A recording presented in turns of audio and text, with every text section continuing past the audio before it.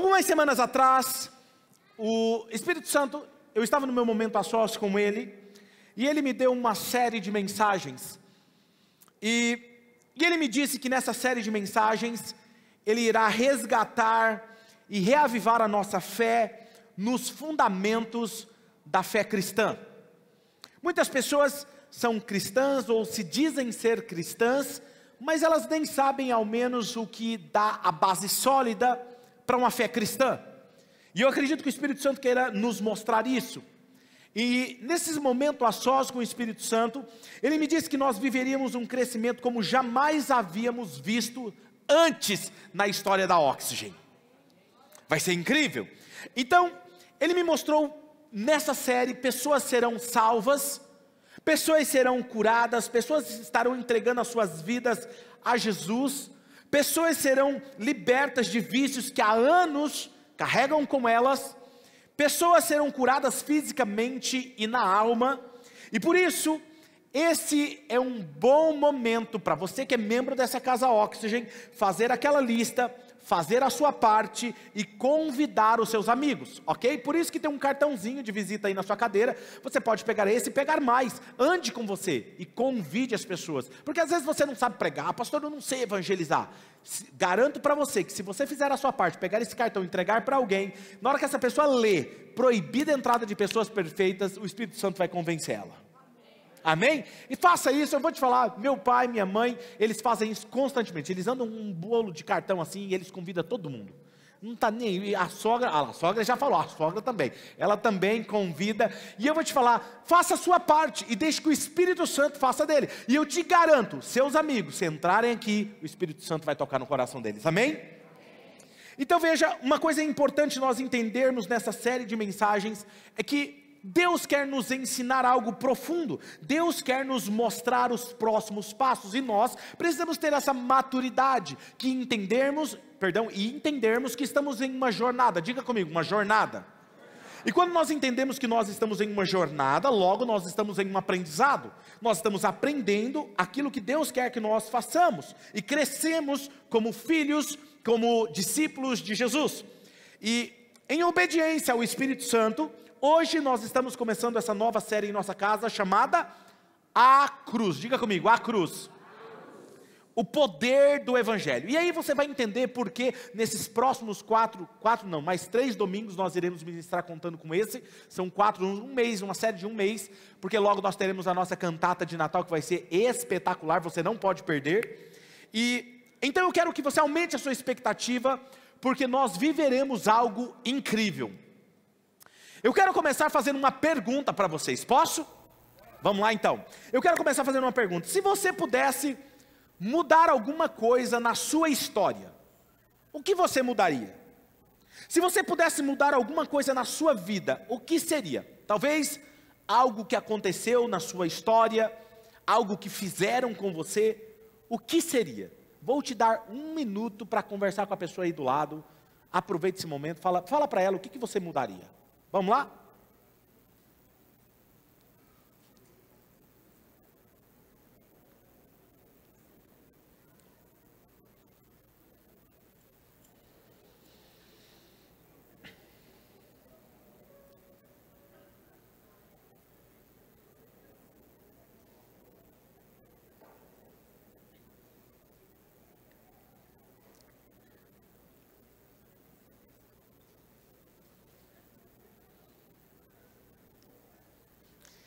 Eu acho engraçado que eu dou 1 minuto para a pessoa conversar com a pessoa do lado, a pessoa fica olhando para mim.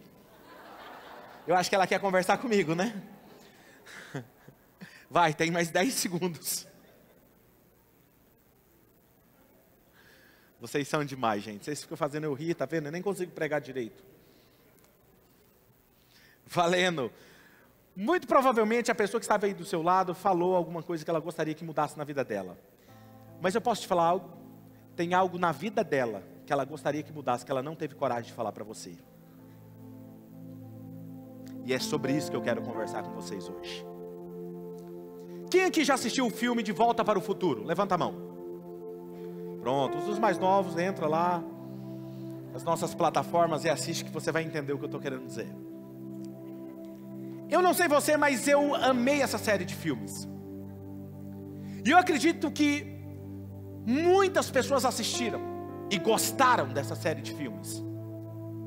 Além do enredo ser muito bom, existe algo a mais nesse filme que chama a atenção das pessoas. Por quê? Porque ele mexe com uma fantasia. Ele mexe com uma fantasia. É óbvio que eu não sei até quando vai ser uma fantasia, porque talvez algum dia, porque é possível que eles façam uma máquina dessa. Mas o filme mexe com um desejo mais profundo em todo ser humano. O desejo de alterar o seu passado.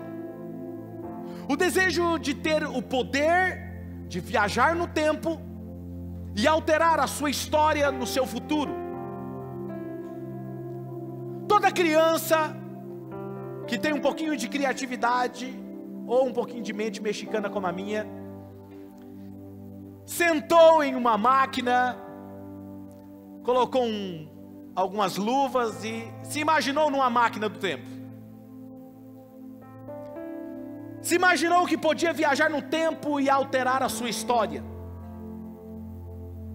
Quem nunca pensou, ao fazer uma avaliação da sua vida, da sua história, chegou à conclusão de que em algum momento da vida você não fez as melhores escolhas? Que se você tivesse uma máquina do tempo, você faria o que precisasse para voltar no tempo e alterar a sua história? Faria talvez uma escolha, ou talvez deixaria um aviso importante para aquela pessoa. E nós começamos a pensar sobre isso, mas nós achamos que não tem. E se eu te dissesse que existe algo que pode reescrever a sua história? Por isso o título da mensagem de hoje é: todos nós precisamos de um novo começo. Quero ler um texto que está no aplicativo na Bíblia, em 1 Coríntios, capítulo de número 1, versículo 18 ao 25. Abra aí na melhor versão que você mais gosta e acompanhe comigo, que diz assim: pois a mensagem da cruz é loucura para os que estão perecendo, mas para nós que estamos sendo salvos, é o poder de Deus. Pois está escrito: eu destruirei a sabedoria dos sábios e rejeitarei a inteligência dos inteligentes. Onde está o sábio? Onde está o erudito? Onde está o questionador desta era? Acaso não tornou Deus loucura a sabedoria deste mundo? Visto que na sabedoria de Deus o mundo não o conheceu por meio da sabedoria humana. Agradou a Deus salvar aqueles que creem. Diga comigo, creem. Por meio da loucura da pregação. Os judeus pedem sinais milagrosos, os gregos procuram sabedoria, nós, porém, pregamos o Cristo crucificado, o qual de fato é escândalo para os judeus e loucura para os gentios. Mas, para os que foram chamados, tanto judeus como gregos, vamos ler comigo essa parte, 1, 2, 3, Cristo é o poder de Deus e a sabedoria de Deus. Porque a loucura de Deus é mais sábia que a sabedoria humana, e a fraqueza de Deus é mais forte que a força do homem.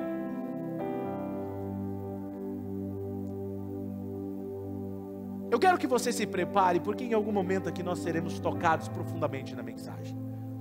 Porque nós vamos falar do nosso eu mais profundo. Quando você quer saber os planos de Deus,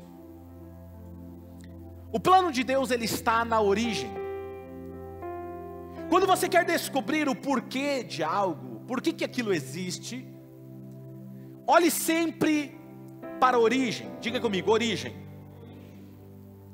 Deus, ele nunca vai criar algo aleatório e solto no espaço. Deus, quando ele cria algo, ele cria com um propósito, com um desígnio. Nada existe ao acaso. Tem uma finalidade. Tem uma frase de Albert Einstein que eu gosto, que ele dizia assim: Deus não joga dados. Alguns dizem que ele disse: Deus não joga dados com o universo. Em outras palavras, o que Albert Einstein estava dizendo: Deus não faz nada aleatório ao acaso. Deus é intencional no que Ele faz. E eu quero que você imagine comigo, Deus, o Criador de todas as coisas, estendendo cada constelação e todo o universo sendo formado como uma grande mansão. E eu quero que você imagine um lugar especial, para alguém especial, para fazer daquele lugar a sua morada. E o seu Criador, o Criador de todas as coisas, com os seus dedos, com as suas mãos, dando forma a cada estrela, a cada constelação, a cada planeta, ajustando todo o movimento das camadas do universo para que todas elas, como uma sinfonia, se movimentassem. Até mesmo aquilo que os nossos olhos físicos ainda não foram capazes de enxergar, observar, ainda que por telescópios, foguetes, satélites, observadores. Eu acredito de verdade que existam coisas ainda que jamais imaginamos que existe, mas está lá. Mas uma coisa eu sei, conhecendo a Deus o pouco que eu conheço, olhando para a sua palavra, e eu descubro que tudo que Ele cria em sua essência, e nós olharmos para isso que foi descoberto, e ainda aquilo que será descoberto daqui a alguns anos, ou milhares de anos, que assim for, nós encontraremos uma assinatura de Deus em toda a sua criação. E se eu pudesse dizer o que Ele assina em sua criação é: tudo por amor. Diga comigo, tudo por amor. Salmo de número 19, versículo de número 1, e os próximos versículos diz assim: os céus declaram a glória de Deus, o firmamento proclama a obra das suas mãos. Um dia fala disso ao outro dia, uma noite revela a outra noite.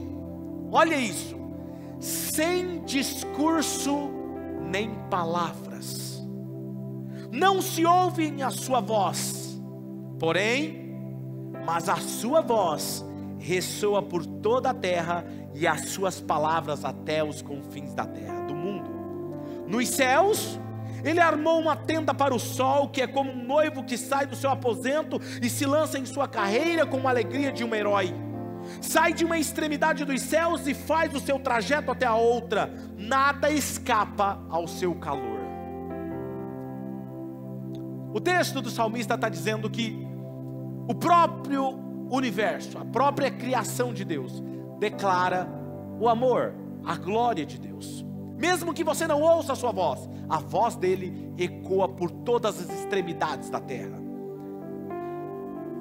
E toda beleza instalada no universo. Eu não sei você, mas eu amo olhar a constelação. Eu sigo a NASA e eu vejo aquelas fotos das constelações, das estrelas, escuto o som que eles gravam das estrelas, e eu fico encantado com tamanha imensidão. E essa beleza instalada no universo tem apenas uma mensagem: um amor que transcende todo o nosso entendimento e a nossa capacidade de entender com a nossa razão.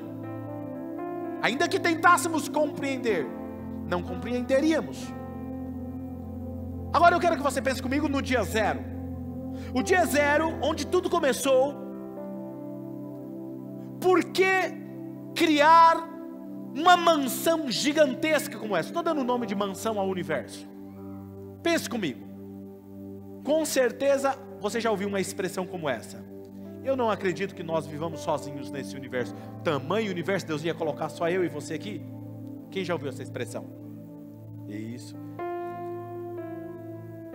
Sabe, é tão grande, tão imenso, que ainda com toda a tecnologia não foram descobertos nem um pouco de todo o universo. E aí guarde essa pergunta, porque já vou responder, eu vou tentar responder. Por que Deus criou uma mansão tão grande? Agora veja, quem seria capaz de habitar e desfrutar de todo esse ambiente? Agora eu quero que você pense no dia, no marco zero. Aquelas mãos que criaram todas as constelações, cria um planeta azul, chamado hoje de Terra. Cria-se o planeta azul. E ele, em toda a sua glória, ele transcende as camadas do universo e ele penetra a atmosfera da Terra. E ele pega do barro desta terra, uma argila talvez, não sei, e ele começa a moldar com as suas próprias mãos.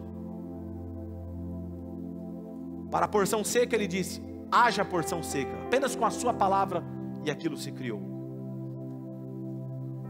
Haja os pássaros, as ervas, e com as suas palavras ele ia trazendo a existência. Mas quando ele foi criar dois seres, chamado de ser humano, ele resolveu colocar as mãos. Ele fez questão de deixar as suas digitais no ser humano. Ele não queria apenas falar, ele podia falar e viríamos à existência, mas ele estava criando algo especial. Salmo de número 8, versículo 3 ao 6. Engraçado porque já tem gente emocionado em meditar nessa palavra, não é incrível? Você começa a se achar, né? Você assim, nossa, mas eu sou tudo isso. Olha esse texto, Salmo de número 8, versículo 3 ao 6. Quando eu olho para o céu, que tu criaste, para a lua e para as estrelas, que puseste em os seus lugares, que é um simples ser humano para que penses nele. Em outras palavras, o salmista está dizendo, quando eu vejo a grandiosidade de todo esse universo, da lua, das estrelas, ele diz, quem sou eu? Quem é esse ser humano para que o Senhor se importe com ele? Um ser humano como eu, pecador, miserável, que quanto mais eu tento acertar, mais eu erro, que eu te amo, mas por mais que eu diga que eu te amo, eu não consigo expressar com toda a força do meu ser, que quando eu acho que eu estou bem, eu não estou bem, quando eu acho que eu estou forte, é que eu estou fraco, e quando eu acho que eu estou fraco, é que eu estou forte. Alguém se identifica com essa fala? Imperfeito como sou, quem sou eu para que o Senhor pense em mim? Olha isso, quem é o ser mortal para que te preocupes com ele? No entanto, fizeste o ser humano inferior somente a ti mesmo, e lhe deste glória e a honra de um rei. Tu lhe deste poder sobre tudo o que criaste, tu puseste todas as coisas debaixo do domínio dele. Escute, o salmista está falando assim, eu sendo esse miserável, sendo esse limitado, o Senhor me coroou de honra, e me fez como um rei, e como um rei, o Senhor colocou tudo que o Senhor criou, na sua mansão, em todo o universo, sobre o domínio desse ser humano. Tudo que Deus criou está sobre o seu domínio. Vem comigo. Nós fomos criados e colocados em um jardim chamado Éden. Éden, jardim de delícias. A melhor tradução seria um paraíso, jardim de delícias.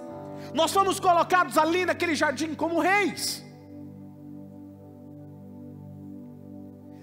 Alguém que governa e expande o seu território. Nós fomos criados à imagem e semelhança de Deus.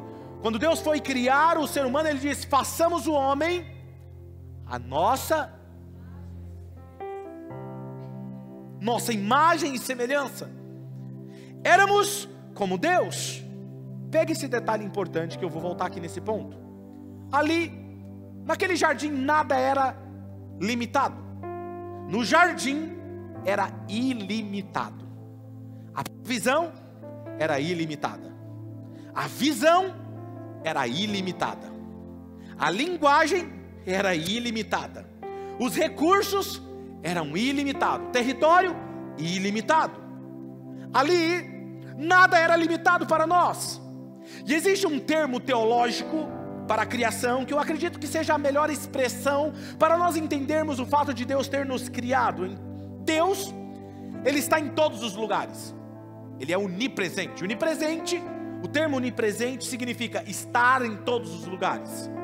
Deus está aqui. Existe a diferença de Deus estar manifesto em um lugar, mas Deus está aqui. Deus está lá no seu trabalho, Deus está em um campo de futebol, Deus está em todos os lugares. Agora preste atenção. Para você entender o que eu quero dizer é que quando Ele nos cria, Ele abre espaço para que eu e você existíssemos.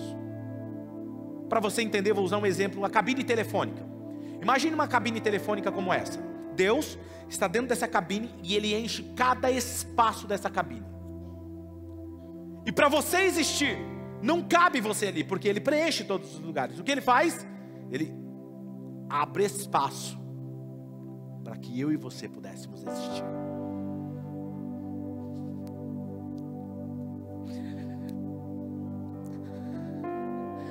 Deus nos cria de forma deliberada e espontânea, para que pudéssemos amar o nosso Criador, aquele que nos criou por amor e não por obrigação. E como despertaria esse amor pelo nosso Criador? Em um profundo relacionamento com Ele. É como se Deus fizesse assim: eu vou criar vocês, e todos os dias eu vou vir conversar com vocês, Adão e Eva, e nós batendo um papo, eu vou conquistar vocês.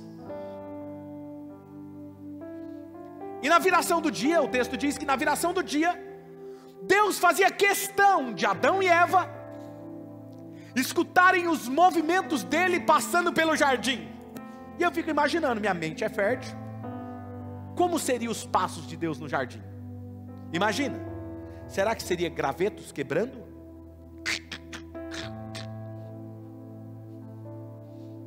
Será que seria troncos de árvore caindo? Assustador? Será que seria o sopro de uma brisa? Ou será que seria a copa das árvores balançando? E o sentimento da presença e da glória dele tocando a pele de Adão e Eva? Eu não sei. Mas Deus fazia questão de se relacionar com eles. E aquele relacionamento de Deus com eles tornavam eles cada vez mais próximos e mais íntimos dele.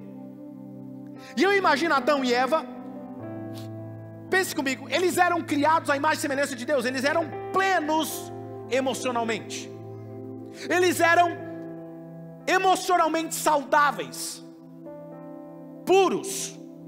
Seus pensamentos, seus sentidos físicos e espirituais estavam todos conectados como um só ser. Não havia separação entre espírito e carne. Os dois eram um só.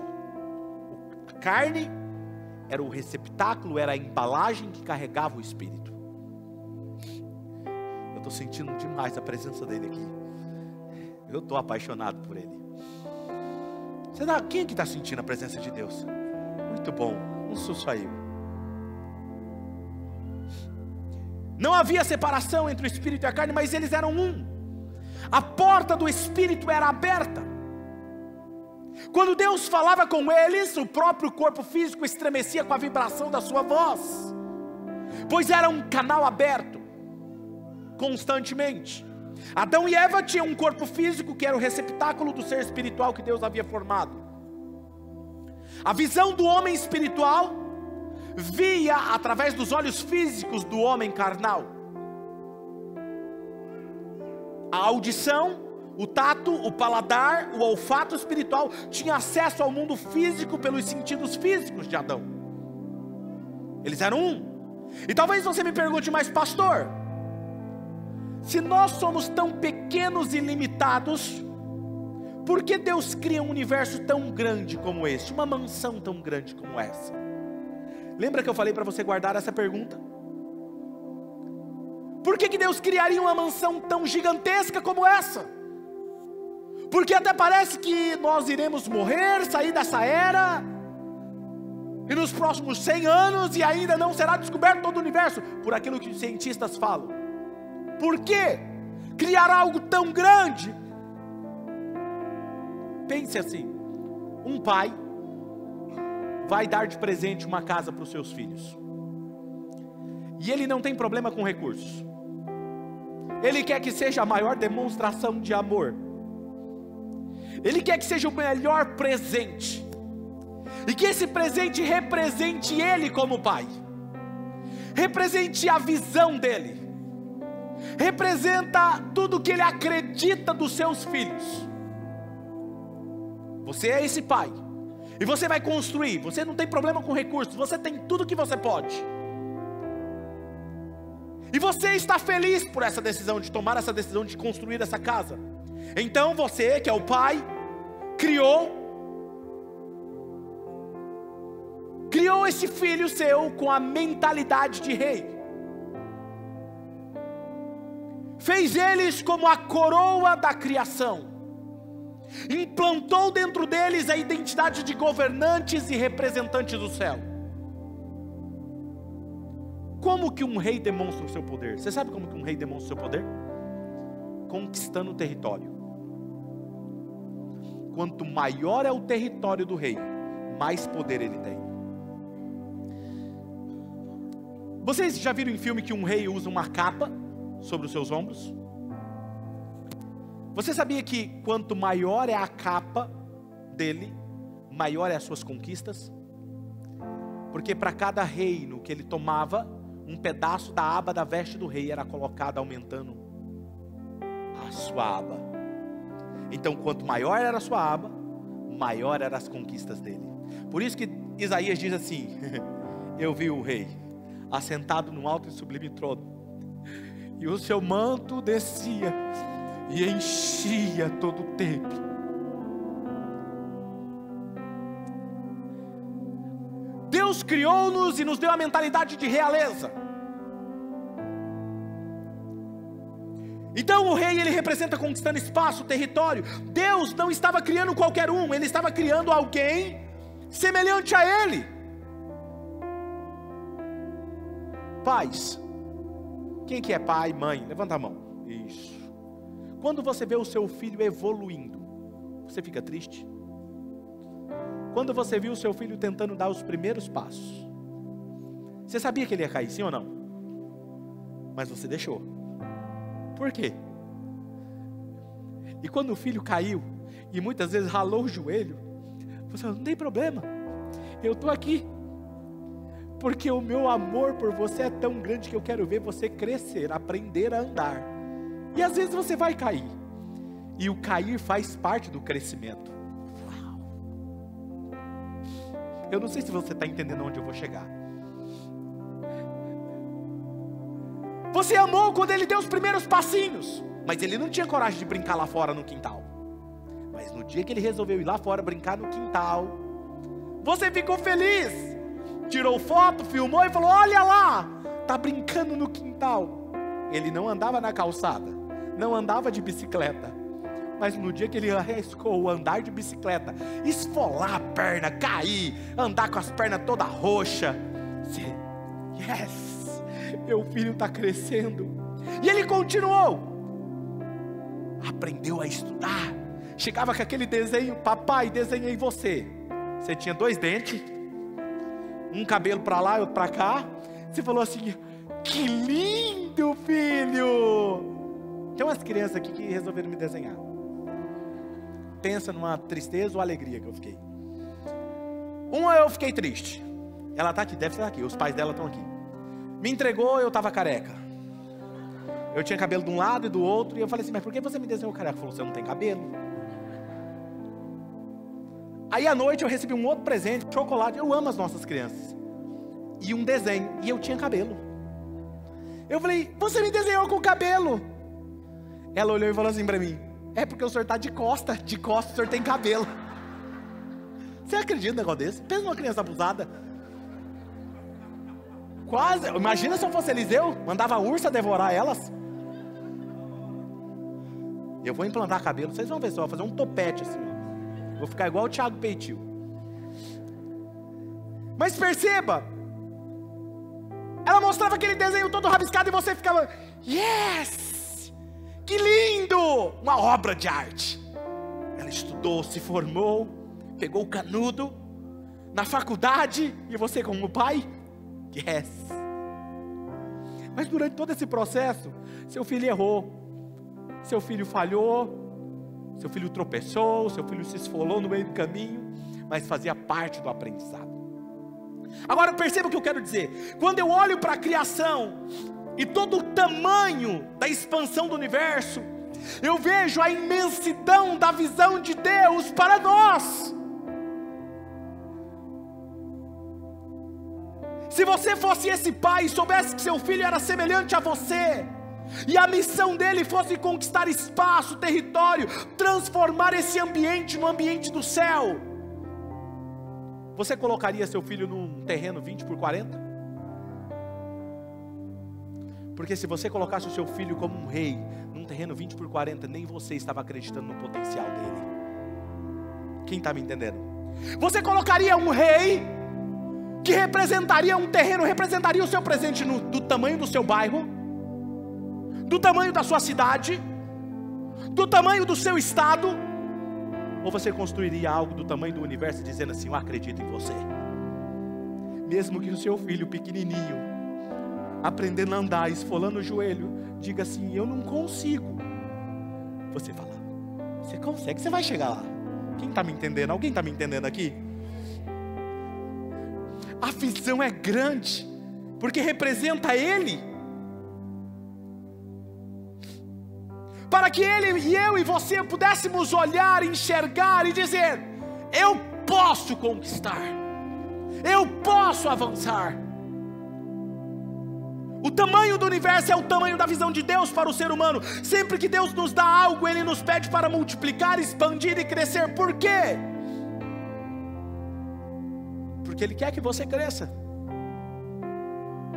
Por isso Jesus disse que o Senhor chamou aquele servo que enterrou o único talento que tinha e não multiplicou, de servo mau.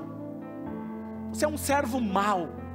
E por vezes eu achei que quando falar servo mau, ele estava sendo grotesco, rude com aquele servo. Mas eu fui no original. Sabe o que significa no original servo mau? Servo mau é poneros, que significa natureza má. Mas mais do que uma natureza má, significa no sentido físico, aquele que é cego. Porque a natureza má, pecaminosa, te deixa cego, te limita a visão para fazer tudo que Deus sonhou para você. Tem alguém me entendendo? Em outras palavras, Jesus está dizendo, você não foi capaz de enxergar a grandiosidade do que eu posso fazer através de você. Agora a pergunta, por que nossa visão se limitou? Vamos voltar ao Éden, onde tudo aconteceu.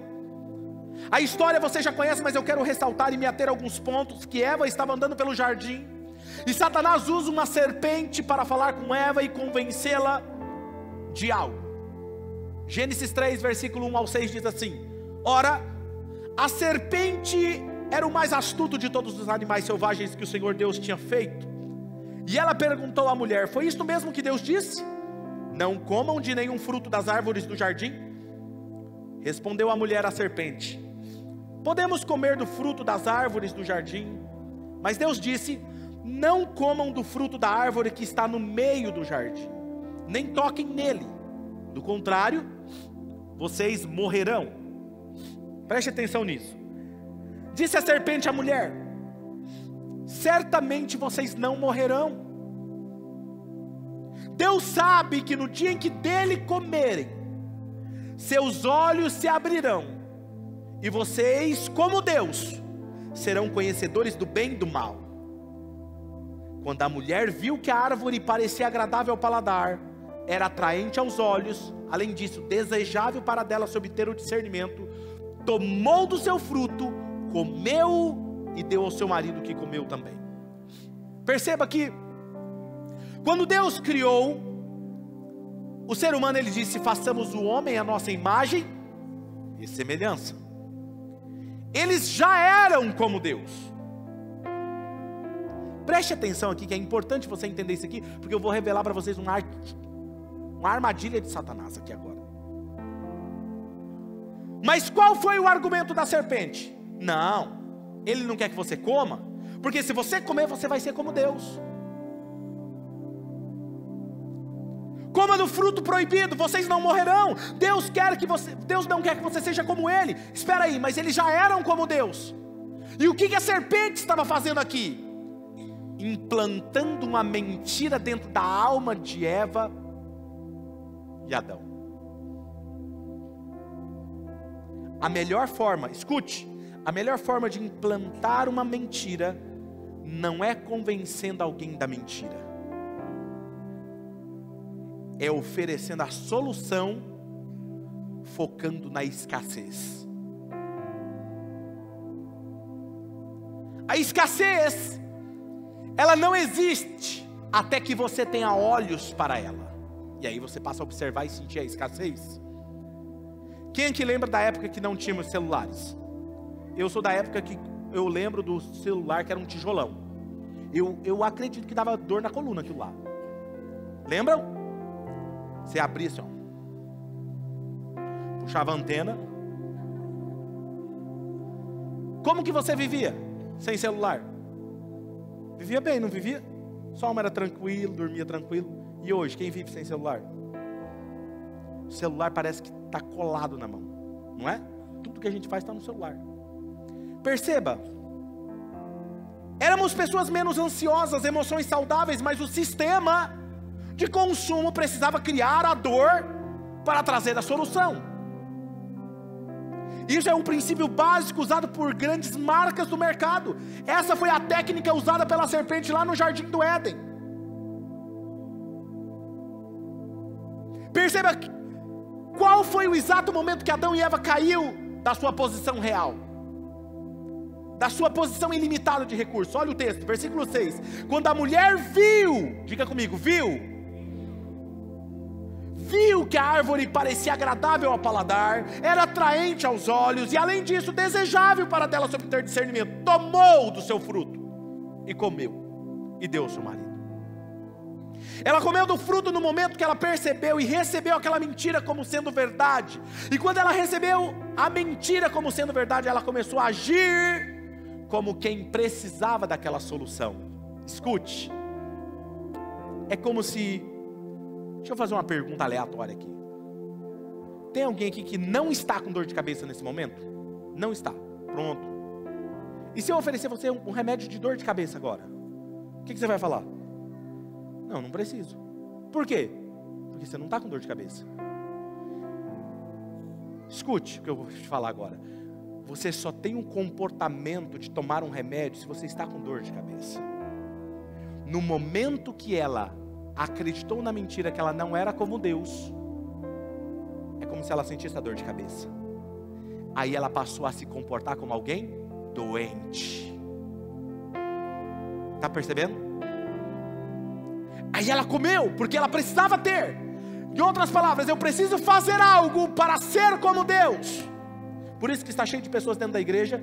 Eu preciso orar para ser mais íntimo de Deus. Eu preciso jejuar mais para ser isso de Deus. Eu preciso fazer mais isso para ser assim de Deus. Você não precisa fazer nada para agradar a Deus. Deus já te ama e ponto final. Pastor, e como funciona? Já eu vou te explicar. Por que você vive então, preste atenção, talvez, por que você vive preso a padrões que você sabe que são danosos à sua saúde, como vícios? Por que você tem comportamentos que você sabe que são destrutivos e mesmo assim você continua seguindo um padrão? Porque você se esqueceu de quem você é.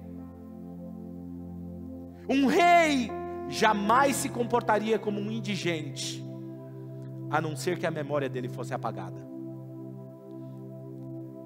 Alguém só aceitaria um relacionamento tóxico se ela se esquecesse de que ela é livre. A verdade sobre a nossa identidade nos torna livres para sermos tudo o que nascemos para ser. Nesse momento que eles comeram do fruto, os seus sentidos foram entorpecidos, a conexão foi perdida, e o pior é o que se descobriram, que a serpente estava mentindo, somente quando eles comeram do fruto. Aí talvez você vai me dizer assim: mas pastor, se eles descobriram que a serpente estava mentindo, então o problema estava resolvido. Porque se ela descobriu que a serpente estava mentindo, era só eles se acertarem, se arrepender, e está tudo certo. Porque eles sabiam que aquilo era uma mentira. Então o problema está resolvido. Aí eu te pergunto, por que não foi resolvido? Escute. Porque o que te pega é essa. Porque o que te prende a uma mentira não é a mentira. O que te prende a uma mentira é a culpa. Como você se sente quando você está culpado? Quem aqui lembra quando você fez alguma coisa e depois você se sentiu culpado? Ou você caiu num golpe? Como você se sentiu? Quem aqui lembra? Lembra? Sentimento ruim. Nossa, como é que eu fui burro? Caí nesse ponto. Você se sente indigno. Você se sente sujo. Você se sente a pior pessoa. Você se sente inferior. Mas você nunca se sente quem você realmente é. A culpa te aprisiona a mentira de Satanás. Satanás sabia que ele poderia prender eles para sempre. Por isso que tem muitos que estão dentro da igreja e continuam aprisionados nas mentiras do inimigo. Porque a religião não liberta eles. Satanás continua preso com as suas almas. Porque elas dizem: eu preciso orar muito para ter algo de Deus. Eu preciso ser perfeito para seguir Jesus. Você precisa de muito para sobreviver. Eu já tentei me ver livre desse vício e nunca consegui. Ninguém consegue. Perceba que são milhares de pessoas atrofiadas, trancafiadas, prisioneiras. Sua identidade está presa e junto com ela está todo o potencial que Deus colocou em você. Aí você vai me dizer assim: mas pastor, a série é sobre cruz. Onde está a cruz? A cruz foi a solução de Deus Pai para te perdoar e te livrar da culpa que te tornava escravo e te lembrar que você é filho.